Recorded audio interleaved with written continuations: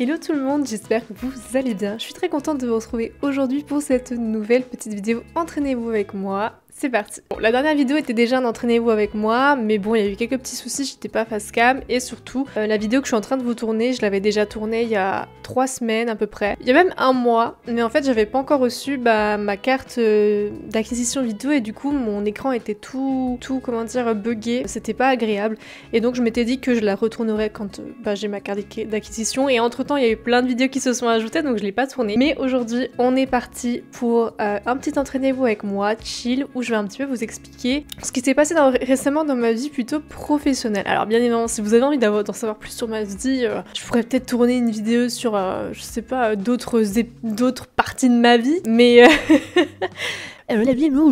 aujourd'hui j'avais vraiment envie de revenir sur ça, donc c'est parti. Alors, j'ai terminé d'entraîner hier en live Crescent Moon.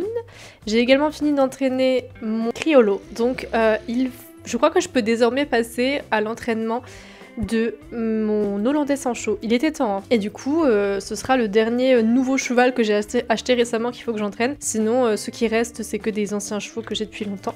Donc je suis plutôt contente. Je suis assez active sur l'entraînement de mes chevaux, donc c'est cool. Allez, je vais pas perdre plus de temps et je vais rentrer dans le vif du sujet. Alors, je vais essayer de me concentrer parce que vous me connaissez, quand il faut faire deux choses en même temps, c'est compliqué, mais j'aime bien ce format où je parle avec vous en direct et tout, en jouant. Donc ça fait un petit peu, on est en train de jouer ensemble et je suis votre pote qui vous raconte les potings et tout ça, donc j'aime bien. Alors pourquoi je vous fais cette vidéo aujourd'hui? Tout simplement parce que dans ma vie professionnelle il s'est passé quelques péripéties récemment et j'avais vraiment envie de vous les expliciter et de vous donner un petit peu ce qui s'est passé récemment de ce côté là de ma vie. Je voulais vous parler de mon projet professionnel et du fait que vous pouvez vraiment jouer un rôle dans ce que je vais vous raconter.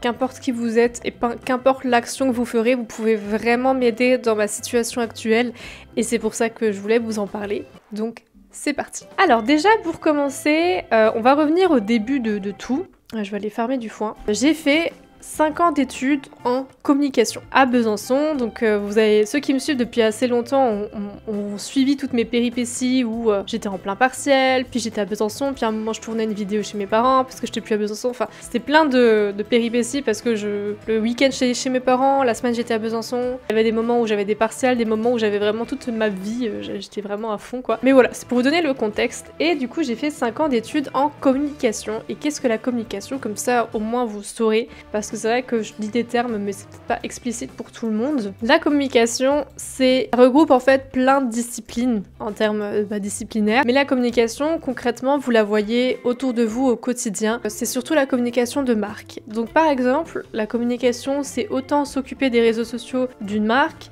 que faire des flyers, que faire une stratégie de communication, que faire du branding, que faire de l'éthique, enfin comment dire, c'est plutôt du graphisme, et le graphisme fait un peu partie de la com, c'est un peu une branche de la com dérivée. Il y a des gens qui vont être dans le graphisme, donc qui vont faire logo, identité visuelle, qui vont faire les étiquettes que vous avez sur les produits, qui vont faire tout le visuel en fait d'une marque. Il y a d'autres parties de la com où c'est plutôt audiovisuel, où c'est les gens qui vont faire la publicité pour les entreprises, les pubs Leclerc là qui sont hyper connus, enfin toutes les pubs, tout ça que vous voyez passer à la télé. C'est des gens qui sont dans l'audiovisuel mais qui ont, voilà, on a quand même en com cette partie audiovisuelle qui est importante. Les réseaux sociaux, du mailing, les mails que vous recevez, les newsletters, c'est hyper vaste. Donc il y a réseaux sociaux, moi je compte la photo et vidéo dedans parce que c'est un art de communiquer également, enfin voilà. Il y a beaucoup de choses qui rentrent dans la communication, et du coup la communication là vous la voyez forcément quand vous allez sur les réseaux sociaux et que Netflix publie un post, c'est de la com, enfin voilà, c'est des gens comme moi qui s'occupent de ça. Pourquoi je me suis mise là-dedans? Tout simplement parce que quand j'étais en première, je savais pas quoi faire de ma vie et je suis tombée sur le métier de community manager et ça m'a tout de suite plu parce qu'en plus à ce moment-là j'étais déjà sur les réseaux sociaux et tout. Et le fait d'être community manager, c'est de gérer les réseaux sociaux d'une entreprise, et du coup ça m'a tout de suite interpellée parce que comme j'étais là-dedans et que je savais pas trop ce que je voulais faire de ma vie, c'est un métier qui m'a tout de suite bien plu. Et donc je suis allée à Besançon faire ces études. Ça s'est très bien passé, j'ai fait DUT licence master. J'ai eu mon master l'année dernière du coup. Vous avez pu me suivre puisque je vous en parlais dans toutes mes vidéos qu'il fallait que je fasse mon mémoire et compagnie, que ça me prenait du temps, blablabla. J'ai quand même réussi à gérer mon temps malgré tout, donc je suis assez contente de ça. Mais c'est vrai que ça m'a pris pas mal de temps. Donc mes études se sont terminées et il faut savoir que pendant toutes mes études, j'ai fait des stages, j'ai fait un stage en office de tourisme et j'ai fait 2 stages en agence de com, plus une alternance en agence de com. C'était la même agence de com, mais du coup j'ai eu une expérience assez forte dans cette agence. Là, l'alternance... Oula, je suis rentrée dans la bouche de quelqu'un. C'est super chelou. L'alternance que j'ai faite, c'était du coup dans l'agence de communication, je vous en avais même parlé je crois sur Instagram pour ceux qui me suivaient, tout ça. Et j'ai appris vraiment, donc on nous dit tout le temps de faire de l'alternance parce que ça nous ouvre des portes, etc. Donc j'ai tout de suite pensé à faire ça et de toute façon je voulais pas faire de master sans avoir d'expérience pro. Et donc l'alternance c'était, je suis une partie de la semaine soit je suis une semaine en entreprise, une semaine en cours, soit je suis une partie de la semaine en entreprise et une autre partie en cours, enfin plein de petits trucs comme ça. Et donc, ça s'est super bien passé. On va dire 80% de l'aisance que j'ai sur des logiciels comme Illustrator, comme Premiere Pro. Déjà, Premiere Pro, j'ai appris à m'en servir parce que je faisais mon alternance là-bas. Non, c'était même pendant mon premier stage, je crois, là-bas, que j'ai appris à me servir de Premiere Pro et que du coup, je l'utilise maintenant pour mes vidéos SSO. Donc ça m'a vraiment appris plein de choses. Et la communicante que je suis aujourd'hui, je le dois grandement à cette alternance. Mais on va dire que je vais pas rentrer trop dans les détails parce que c'est assez compliqué. On a une entreprise qui vend des produits d'hygiène. Elle a décidé un jour d'externaliser les compétences et du coup elle a créé 2 autres entreprises. Une entreprise qui était plutôt dans la transition écologique et une agence de com, c'est celle où j'ai bossé. Donc il faut savoir que la base de l'agence de com, c'était pas l'agence de com, c'était une entreprise de base. Et au lieu de faire que la com de l'entreprise, on a fait de la com pour d'autres clients externes, mais de base, on était vraiment l'agence de com de l'entreprise en question. Mais on a eu des clients externes qui n'étaient pas du tout dans le groupe d'entreprise, tout ça, c'est pour ça que c'est assez compliqué. Ce qui s'est passé, c'est que début 2024, la situation financière du groupe d'entreprise était assez catastrophique et on va dire que tout début 2024, indirectement, l'agence de com a été fermée. Pas réellement fermée parce que en fait au lieu de travailler pour des clients externes, on n'a plus du tout pris de clients externes et on travaillait exclusivement pour l'entreprise. En fait, on est revenu à une agence de com pour l'entreprise. Sauf que ce qui s'est passé, c'est que quand du coup l'agence entre autres a fermé et que nous du coup on a été obligés de retravailler pour l'entreprise, ça a amené des changements aussi au sein de notre poste et de mon poste alors que j'étais en alternance. Donc j'ai quand même une fiche de mission, j'ai quand même des choses à respecter quoi. Et les missions que je faisais déjà ne me correspondaient plus du tout. Alors je fais pas les trucs par terre parce que si je dois parler en même temps ça va être une cata. Les missions ne me correspondaient plus du tout, c'était plus du tout ce que je voulais faire. Et donc par conséquent, c'était une année très compliquée. Je vous ai fait dans ma vidéo sur l'année 2024, je vous ai expliqué un petit peu pourquoi mon année était compliquée, mais il faut savoir que ça faisait partie des choses qui rendaient l'année vraiment pas simple. Et donc par conséquent, je répondais au téléphone, je faisais des missions qui étaient liées aux produits, mais c'était plus vraiment de la com, c'était du tri de produits, travailler sur des fichiers Excel et tout. C'était plus de l'administratif et du commerce que de la com. Et moi, je ne me sentais plus du tout bien. Plus, il y a eu quelques petits soucis avec le patron qui est très gentil, mais les façons dont il a de travailler et de parler aux gens, moi, ne me correspondaient pas. Et donc, c'était très compliqué. Il y avait toute une ambiance assez bizarre et même l'ambiance en général n'était pas bien parce que l'entreprise était près de la faillite. Donc l'ambiance au boulot n'était pas simple. Ce qui fait que tout mon début d'année était assez compliqué. Bref, j'essayais de trouver mon compte dans ça. Donc est arrivée la question à un moment, il fallait bien que je me pose la question de mon alternance, elle se termine en septembre 2024, qu'est-ce que je fais? Et au début, moi, ce que je voulais, c'était rester dans la boîte parce que je voulais avoir une stabilité financière et tout simplement avoir un salaire. C'est bien beau la vie, mais c'est beau de te dire qu'en sortant d'études tu vas avoir du boulot, mais c'est pas vrai puisque je sais très bien que les boîtes demandent de l'expérience et j'en avais pas forcément plus que l'entreprise, que l'agence de com, pardon. Donc de base, je voulais quand même rester malgré que je me sentais plus forcément bien là-dedans, juste pour avoir une stabilité financière, avoir un boulot en fait, parce que j'ai une voiture à payer, j'ai un loyer à payer, donc je voulais juste avoir cette stabilité-là.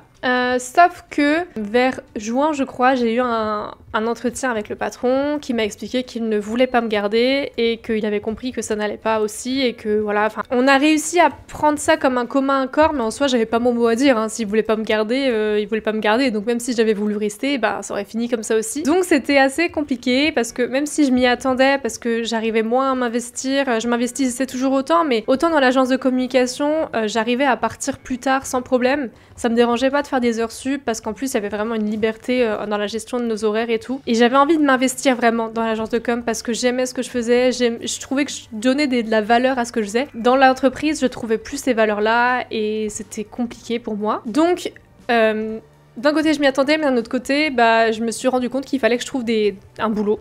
Donc j'ai commencé après que je sois rentrée de vacances, donc vers début août, à refaire mon CV. J'ai fait un site portfolio avec toutes mes réalisations. J'avais vraiment fait un site, mais recherché de ouf, quoi. Et j'ai commencé à candidater fin août, début septembre.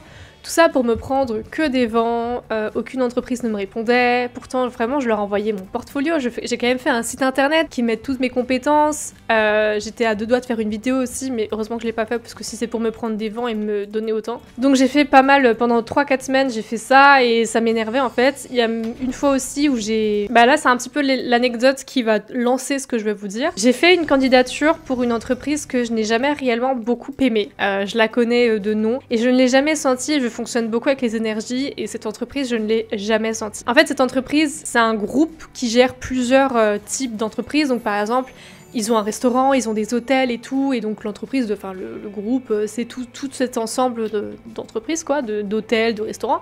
Et mon amie travaille dans un des restaurants et ça se passe très mal, enfin ça se passe vraiment pas bien depuis qu'elle y est. Il y a eu que des problèmes et du coup la patronne, je l'ai jamais sentie. Mon amie m'avait dit au courant de l'été qu'il recherchait peut-être quelqu'un dans la com et du coup elle m'avait envoyé les contacts de la patronne. Et je m'étais dit, bon, ça vaut le coup d'essayer. Je me suis fait peut-être une fausse idée, tu vois, je fonctionne avec les énergies, mais je sais pas si ce que je ressens c'est réellement vrai ou pas. Donc j'ai quand même envoyé un mail à la directrice, mail auquel elle ne m'a jamais répondu. Donc j'en avais parlé à mon amie, elle m'a dit « Ah, c'est bizarre, j'ai pas reçu de mail et tout ». Ce qui est impossible puisque, tu vois, quand quelqu'un ne reçoit pas un mail, t'as un mail toi pour te dire que c'était pas parvenu dans sa boîte. Donc elle l'a forcément reçu. Donc déjà là, je sentais que c'était bizarre. Bref, pendant que je faisais mes retours du coup au moment où je cherchais des emplois, je tombe sur une offre d'emploi. Donc c'était l'offre d'emploi du poste dont m'avait parlé mon ami. Et je vous avoue tout, hein, je vais pas vous mentir, ce qui m'a poussé quand même à candidater via ce site. Donc c'est un site, vous savez, il y a plein d'annonces, je crois que c'est Indeed ou un truc comme ça. Ce qui m'a poussé, c'est que le salaire avait l'air quand même avantageux. Et honnêtement, vu ma situation, je pouvais pas cracher sur un bon salaire. Donc voilà, je l'avoue, je suis honnête. Et donc j'ai candidaté. Et comme d'habitude, pas de réponse. Donc là, je me suis dit, j'en ai marre, je vais l'appeler. J'ai envie de savoir tout simplement ce qui ne va pas dans mon CV, ce qui ne va pas dans mes candidatures. Faut bien appeler un moment, donc voilà, même si je déteste ça. Donc je l'appelle, et en fait, c'était le pire appel, je crois, que j'ai jamais eu concernant une offre d'emploi. La dame, elle faisait genre de connaître mon CV, ouais, vous avez travaillé là-bas, blablabla. Et elle a commencé à chercher des excuses, mais des excuses partout. Par exemple, oui, mais vous savez, nous on est situé à tel endroit, vous vivez là, ça vous dérange pas? Alors, mon appart et le boulot que j'aurais pu avoir, il y avait 25 minutes qui séparaient les deux. Avant, pour mon alternance, je faisais 45 minutes de route. Donc je lui ai dit, écoutez, non, ça me dérange pas, vraiment pas, enfin, vous avez vu où j'habite, vous avez vu où je travaillais avant, vous voyez bien que la distance c'est encore pire qu'entre vous, donc je comprends pas pourquoi il y a eu ça, quoi. Donc je comprenais pas, mais je lui expliquais quoi. Il y a eu ça, elle m'a aussi sorti que le poste en fait c'était un poste senior normalement. Alors pour ceux qui ne connaissent pas, un poste senior c'est un poste qui recherche quelqu'un qui a au moins 10-15 ans d'expérience. Donc c'est des gens qui ont minimum 40 ans, minimum on va dire, et qui ont quand même du coup de l'expérience dans le domaine. Sauf que du coup, si vraiment elle avait marqué poste senior, je n'aurais jamais candidaté. Moi, je suis junior, c'est-à-dire que j'ai très peu d'expérience encore, mais moins de 5 ans, donc je suis encore en junior. Et du coup, si elle avait marqué que l'offre d'emploi était uniquement destinée aux personnes seniors dans la com, je n'aurais jamais candidaté. Je lui ai dit ça, elle a plus su quoi répondre. Bref. POV, la personne qu'elle a engagée avait 25 ans. Ouais. Pas du tout senior. Et le dernier élément qui m'a fait sortir de mes gonds, c'est oui, mais vous avez fait qu'une alternance dans la com, du coup vous avez pas réellement d'expérience. Là, j'étais derrière mon téléphone comme ça, j'étais là. Elle est pas sérieuse, elle est pas en train de me sortir ça la gueule. J'étais verte, vraiment j'étais verte. Du coup, je sais plus, je lui ai dit, bah écoutez, j'étais pas chouchoutée par ma patronne, on me donnait des missions en toute autonomie, je les faisais, je lui donnais à la fin, je lui demandais de l'aide s'il y avait besoin, mais en même temps c'est normal, enfin je veux dire, oh, ok, je connaissais pas ce... Ah oui, il est là. C'est normal, quand t'es en alternance, t'es pas parfait, t'es pas en CDI, t'es là pour apprendre encore un petit peu. Bref, je lui ai dit que j'étais pas du tout, j'étais pas dépendante de ma patronne, que j'étais en totale autonomie, et en plus, comme je les connaissais bien, à force, mon agence, vu que j'avais fait 2 stages avant, j'étais vraiment en totale autonomie, j'ai fait des vidéos toute seule, j'ai fait des réseaux sociaux toute seule, je gérais des clients, un portefeuille de clients moi-même, enfin voilà quoi, je faisais tout ce qu'on peut faire dans la com, voilà. Bref, elle m'a dit oui, je ferai passer des entretiens, je vous rappellerai. Je savais pertinemment qu'elle me rappellerait pas, comme elle a osé me mentir à la gueule tout au long. Donc j'étais super mal. Et en vrai, après cet appel, je me suis vraiment... Je crois que j'ai pleuré, parce que en vrai, je me suis sentie mais tellement nulle. Parce qu'elle vous fait comprendre en fait que vous avez pas le niveau pour le poste ou qu'elle veut pas de vous. Et au lieu de vous dire la vérité, elle passe par des excuses qui vous font vous sentir encore pire que si elle vous avait juste dit écoutez, vous correspondez pas au poste, voilà.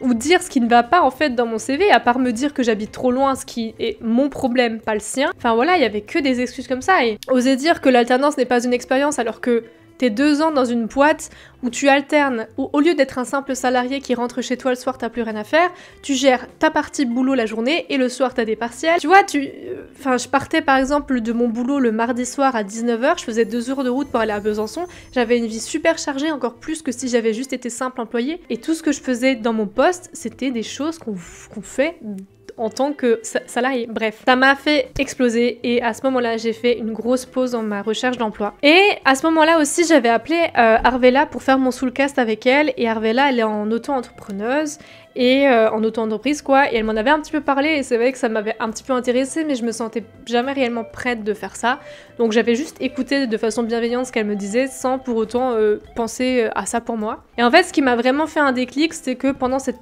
période d'arrêt où j'étais juste d'écouter, j'avais besoin d'arrêter tout ça parce que entre les vents, les non-réponses, la méchanceté de ceux qui t'appellent, enfin, et une fois on se balade avec mes parents et je sais pas comment on en est venu à là, mais ma mère elle a commencé à me sortir l'auto-entreprise ça tirait bien et je pense que c'est ce qu'il te faut. Et j'ai toujours eu tendance à... Ma mère, elle m'a toujours donné dit des choses et donné des conseils qui se sont avérés vrais. Et je sais pas, quand elle m'a parlé de ça, quand elle m'a dit ça, en fait, ce mot-là, ça m'a fait un déclic. Je me suis dit, effectivement, et si, juste, me mettre à mon compte, c'était pas ce qu'il fallait que je fasse. Enfin... D'un coup, j'ai eu ce sentiment que c'était vers là qu'il fallait que j'aille. Et je sais pas pourquoi. Ça a fait un déclic en moi, cette balade. Tout le long de la balade, j'étais en train de cogiter dans ma tête chez là. Donc j'étais bien évidemment toujours encore, parce que je suis quand même terre à terre, je me suis dit, ouais mais imagine tu trouves pas de clients, mais imagine t'arrives pas à en vivre, etc. Il n'empêche que ça a fait un déclic en moi, et donc à partir de ce moment-là, j'ai commencé à me renseigner sur les aides qui étaient disponibles, vu que j'étais au chômage à ce moment-là, vu que j'avais Pôle emploi, quoi, qu'il y avait des aides, etc. Et le soir même, j'ai tout de suite trouvé un nom, j'ai tout de suite créé mon logo, enfin vraiment, le soir même, il y a tout qui a explosé, il y a une nouvelle Ali qui est née, il y a vraiment Ali qui a l'œuf qui était en moi a éclos et je suis sortie, j'ai ressuscité quoi. Et à partir de là, je savais que c'était ce que je voulais faire. Alors bien évidemment, j'étais au courant que ça allait pas être simple, que c'est pas une décision simple, mais au fond de moi, je me disais, c'est le moment ou jamais de tester.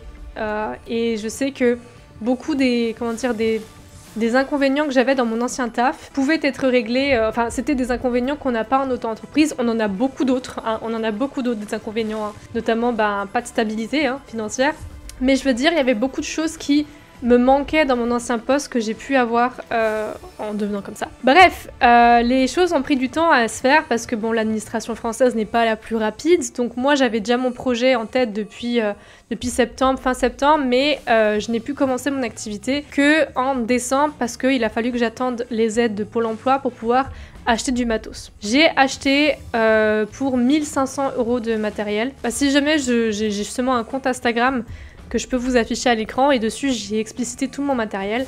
Peut-être revenir au début en fait, plutôt que de parler de mon matériel. Pourquoi? Qu'est-ce que c'est que j'ai ouvert? Qu'est-ce que c'est mon auto-entreprise, etc. Mon auto-entreprise s'appelle Hoplacom, tout simplement parce que je suis alsacienne et donc j'ai voulu ancrer mon entreprise dans mes racines, puisque comme c'est mon auto-entreprise, il faut qu'il y ait un petit peu de moi qui ressorte et du coup, ce côté alsacien est ressorti dans le nom. Mes prestations, j'ai rassemblé toutes les prestations qui me plaisent, que j'adore faire, que j'ai appris en cours et que j'ai également beaucoup perfectionné dans mes expériences pro. Je fais du community management, c'est-à-dire que je gère les réseaux sociaux d'auto-entrepreneurs et d'entreprises. je fais de la vidéo d'entreprise et également de la vidéo équestre. Alors c'est là où ça peut peut-être vous intéresser. Si vous êtes en Alsace ou dans les Vosges, peut-être pas en Lorraine, tout ça, mais en tout cas Alsace, Vosges, tout ça, je propose mon service en vidéo équestre. C'est-à-dire que je vous accompagne lors de vos cours d'équitation ou vos concours pour vous filmer votre séance ou votre concours, pour garder un souvenir qui change que juste des photos, parce que des fois... En fait, ce qui m'a motivée à faire ça, c'est que quand j'étais plus jeune et que je montais à cheval, j'ai toujours voulu... je continue là. J'ai toujours voulu avoir plein de vidéos de moi à cheval pour voir mon évolution et avoir des vidéos de qualité. Alors je demandais à ma maman de me filmer, mais forcément elle n'est pas pro, elle le faisait gentiment et tout, mais c'était jamais... Il y a toujours un truc qui manquait. Et donc, en fait, je me suis dit, mais pourquoi, vu que j'ai pas pu avoir ça petite, pourquoi ne pas l'offrir aux cavaliers et avoir du coup des vidéos professionnelles finalement de leur cours d'équitation ou de leur concours. Et du coup, si ce genre de choses vous intéresse, comme dit, il y aura le lien de mon entreprise dans la bio, donc je vous laisserai aller consulter ça. Donc je fais de la vidéo équestre, mais aussi de la vidéo d'entreprise, donc je vais chez les entreprises, elles me disent ce qu'elles veulent comme vidéo et je le fais. Je fais également juste de la prestation de tournage, enfin que de la prestation de tournage ou que de la prestation de montage. Là par exemple, le dernier client que j'ai en date, c'est les pâtisseries Erhardt, qui justement pour qui j'ai fait du montage vidéo. Voilà, j'ai pas fait le tournage, mais j'ai fait le montage. Donc ça c'est aussi quelque chose qui peut être envisagé, de ne faire que du montage. Si vous avez besoin d'aide pour vos montages, si vous avez besoin d'un montage, quoi que ce soit. Je fais également de la photographie. Alors la photographie de base, ça devait pas être une activité principale, ça devait être quelque chose en plus. Mais c'est ce que j'ai le plus eu, je crois, puisque j'ai une amie à qui j'ai fait un shooting photo. Et à l'heure où je tourne cette vidéo, je vais faire un shooting photo pour une abonnée, Justine, si tu te vois, coucou, qui habite en Alsace et qui m'a demandé mes services. Donc du coup, normalement, cette semaine, je vais aller faire un photoshoot avec elle. Donc c'est super cool et ça me plaît de ouf en vrai. Hein. Franchement, c'est quand même une prestation qui me plaît, donc je suis assez contente. Je sais plus si j'ai déjà échangé. Bah non, puisque j'en ai encore 2000. Voilà. Le gros doute. Mais du coup, il y a de la photo. Je fais également tout ce qui est graphisme parce que je me suis beaucoup perfectionnée et que j'adore ça et que j'ai fait des logos dans l'agence de com où j'étais. Donc c'est créer des logos et créer toute l'identité visuelle d'une entreprise. Donc pour les auto-entrepreneurs là encore et les entreprises. Et je fais également, ça c'est aussi une de mes grosses spécialisations, c'est tout ce qui est flyer, carte de visite et tout. C'est aussi un petit peu du graphisme. Mais voilà, donc c'est tout ce qui est dans le visuel et tout. Ah mais il y a Clara, trop chou. Coucou Clara. Donc voilà, donc là vous avez l'explicatif. J'ai créé la boîte. J'ai pu déjà faire du coup quelques prestations. J'ai fait du photoshooting. J'ai fait de la personnalisation de vêtements pour un ancien collègue.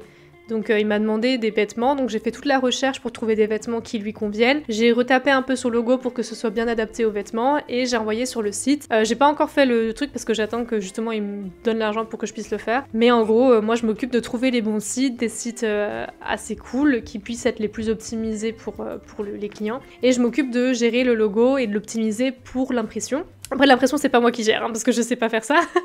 J'ai également du coup fait juste du montage là pour les pâtisseries Erhardt et puis j'attends d'autres trucs. Éventuellement je peux aussi faire des sites internet. Malheureusement c'est pas mon domaine d'expertise, j'en ai déjà fait aussi pour mon agence de com. Mais comme j'avais l'appui du développeur web, bah c'était plus simple. Là maintenant, s'il y a le moindre souci sur le site internet, je ne suis pas qualifiée pour le faire, donc je vais pas proposer cette prestation-là. Je veux quand même rester dans mes prestations de cœur. Voilà, même si les sites internet, ça pourrait vraiment m'aider parce que c'est des choses que tu peux vraiment bien facturer. Donc voilà, moi j'aimerais vraiment pouvoir vivre de ça. Pour l'instant, je pensais pas avoir autant de clients en janvier honnêtement, j'en ai déjà quelques-uns et ça me fait trop plaisir, mais pour l'instant je peux pas encore en vivre. Je fais aussi, d'ailleurs j'ai oublié de le préciser, mais je fais aussi de la formation en communication. Un des clients que j'ai aussi eu là c'était un DJ qui fait sa com sur les réseaux sociaux et du coup je lui ai fait l'analyse de ses réseaux sociaux et de son site internet et je lui ai donné tous mes retours pour optimiser sa com et pour tenter de toucher de nouveaux prospects, de nouveaux clients. Donc c'est aussi quelque chose qui peut être envisagé. Je fais des formations en ligne et en présentiel. Et du coup, dans tout ça, déjà, comment vous pouvez m'aider? En fait, il y a certaines prestations que je peux faire dans toute la France. Par exemple, du community management. S'il n'y a pas besoin de se rendre en présentiel pour faire du tournage, je peux faire ça de partout. Je peux m'occuper de vos réseaux sociaux de partout. Donc ça, c'est une prestation que je peux faire pour toutes les entreprises en France ou pour des gens que vous connaissez, pour n'importe quoi. Pareil pour tout ce qui est flyer, impression, carte de visite, tout ça, mailing, c'est des choses que je peux faire à distance. Tout ce qui est vidéo et photo, pour l'instant, je préfère me cantonner à là où je suis, parce que si maintenant vous voulez de la prestation vidéo, déjà il y a des personnes dans vos environs qui le feront aussi, et surtout ce serait bête parce qu'il faut faire payer les frais de déplacement, et donc les frais de déplacement seraient plus chers que la prestation elle-même, donc ça vaut vraiment pas le coup. Pareil pour la photo, mais tout le reste de mes prestations sont des choses que je peux faire à distance. Et là où vous pouvez m'aider, il y a plusieurs façons en fait, juste d'en parler autour de vous, de partager par exemple mon Instagram. Vous pouvez également vous abonner à mes réseaux sociaux, du coup j'ai Instagram, TikTok, Facebook et LinkedIn. Donc si juste vous vous abonnez à ces réseaux sociaux, déjà moi ça peut m'aider énormément parce que ça me donne un peu de visibilité. Faire appel à moi pour une prestation, si vous avez envie, ce serait le mieux on va dire, ce serait ce qui serait le plus pratique pour moi. Mais je suis pas là pour vous dire de faire appel à moi si vous n'êtes pas des pros bien évidemment. Hein. Le but c'est que derrière vous ça soit utile. Et voilà, si vous cherchez des gens qui ont besoin d'aide pour leur community management ou qui ont juste besoin d'aide pour leur communication, pour démarrer, pour avoir des conseils, je peux proposer cette prestation là où je fais une formation où je lui explique ce qu'elle peut mettre en place, comment elle peut gérer ça, ou comment revoir sa com. Enfin voilà, il y a tellement de choses qui peuvent être envisagées et votre aide, elle peut se faire de plein de manières, notamment juste en parlant autour de vous. Donc voilà. Et du coup, pour revenir un petit peu à mes sensations depuis que j'ai commencé, déjà, il faut savoir que je me sens vraiment à ma place. J'ai vraiment l'impression de faire quelque chose qui a du sens et de retrouver ce que je faisais dans mon agence de com et que j'avais perdu quand il y a eu ce petit problème en 2024, là, cette fermeture. Et ça me motive. Et ce qui est bien aussi, c'est vraiment je vais vous donner mes ressentis maintenant que je suis dans le bain. Hein. Ce qui est bien, c'est de vraiment pouvoir adapter ses horaires. On nous en a toujours parlé et ça faisait partie des choses que je trouvais importantes, c'est de pouvoir adapter ses horaires parce que moi, par exemple, je suis beaucoup plus productive le soir que le matin. Et surtout, je sais que quand t'es au travail, moi j'arrive pas à être concentrée 4 heures d'affilée. C'est pas possible, mon cerveau n'est plus capable de ça. C'est mauvais, hein, je sais, faut que je travaille sur ça. Mais... Et du coup, c'est mal vu par exemple de prendre son téléphone 5 minutes au boulot pour décompresser et remettre ton cerveau en marche ou de te lever, d'aller marcher parce que t'es pas en train d'être à ton poste de travail et tout. Et c'est des choses que je pouvais pas faire à mon poste de travail parce que t'as des horaires fixes, tu dois travailler pendant ces horaires fixes et voilà. Alors que là, peut-être que je me lève plus tard le matin, mais par contre à minuit, je peux être en train de bosser encore sur ton projet, tu vois. Et ça me dérange pas parce que en fait, ça me plaît ce que je fais.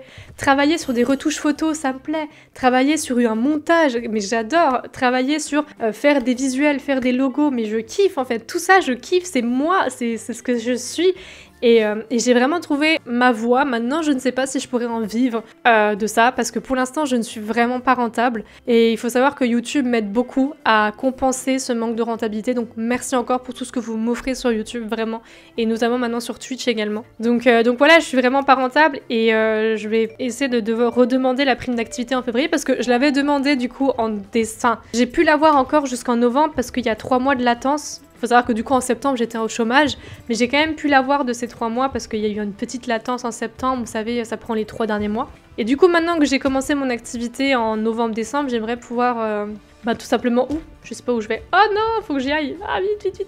J'aimerais tout simplement pouvoir compenser et avoir au moins encore de l'aide. Et il faut que je tienne aussi jusqu'à juin parce que l'aide que j'ai demandé c'est une part de mon chômage en 2 montants. Donc le premier montant que j'ai eu c'était 4000, mais il y a déjà 1500 qui étaient partis pour mon matos. Donc il faut que je tienne avec ce montant, ce capital-là, jusqu'au prochain qui est en juin, je crois, où j'aurai de nouveau 4000. Mais c'est compliqué, c'est très stressant en fait de pas être sûr de t'en sortir. Et par contre, si je me sens mieux depuis que je fais ça, je suis très facilement angoissée par l'argent, par le domaine matériel, parce que j'ai peur de pas pouvoir en vivre, j'ai peur de me retrouver à 0 € un jour et de pas pouvoir avoir de revenus fixes. Vous savez pas de revenus fixes, donc vous savez pas de quoi est fait votre mois. Et actuellement, ce que je gagne n'est pas suffisant. Donc je vais voir s'il va falloir que je trouve un job secondaire, mais le souci c'est que si je trouve un job secondaire, plus mon autre entreprise, YouTube ça va être super compliqué et honnêtement YouTube ça m'énerve parce que j'ai trop envie d'en faire beaucoup des vidéos et de continuer à avoir le rythme que j'avais pendant que j'étais au chômage. Donc c'est très compliqué, c'est des choix à faire, mais il faut que je sois rentable, j'ai pas le choix parce que sinon j'ai plus de loyer, je vais me retrouver dans le caca, j'ai plus de voiture, j'ai plus rien, donc c'est très compliqué. Mais pour retenir le positif de tout ça, je me sens vraiment bien dans cette décision,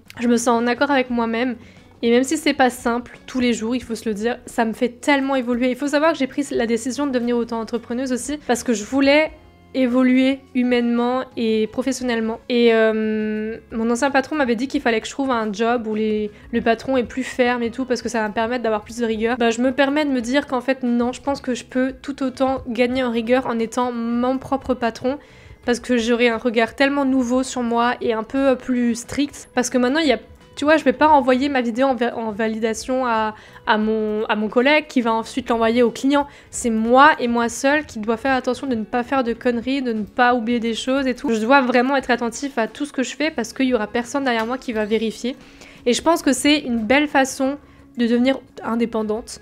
J'ai beaucoup grandi en étant dépendante de tout le monde parce que je suis tout le temps très anxieuse, parce que j'ai une estime de moi qui est compliquée, on va dire, mais ça va de mieux en mieux, hein. J'arrive de mieux en mieux à avoir confiance en moi, et de toute façon, je sais que la confiance en soi, c'est jamais 100% parfait. Donc ne pensez pas que vous devez tout le temps avoir confiance en vous, c'est faux.